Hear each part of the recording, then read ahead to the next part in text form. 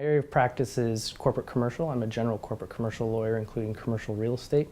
I focus on mergers and acquisitions, so in particular private companies and real estate. I chose what I practice because I learned when I was articling that I enjoyed it.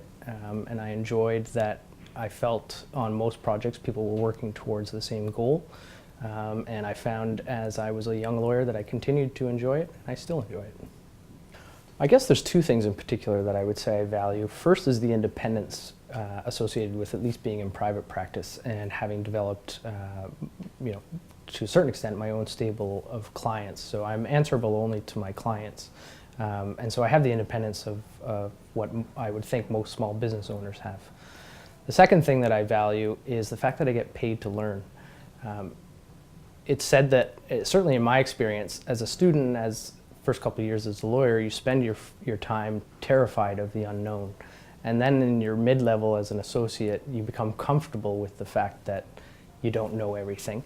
And then as you get more senior, you crave the things that you don't know, and you crave the opportunity to learn, whether it's about the law or about your client's business or whatever it may be. So I really value that I get paid to learn, which is just wonderful after 7 years of school paying to learn. I can think of two occasions that would have been the pinnacle of my career so far. First would be becoming a partner at Davis LLP, where I started when there was 4 lawyers and now there's 60 of us. So I really watched that office grow, and to become a partner there was a real validation for me and all the efforts that I had put into my practice and the development of the Toronto office.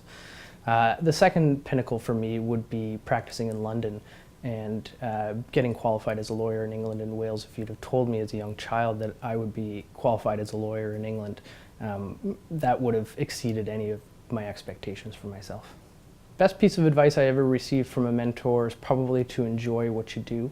I was told early in my career that the practice of law is hard.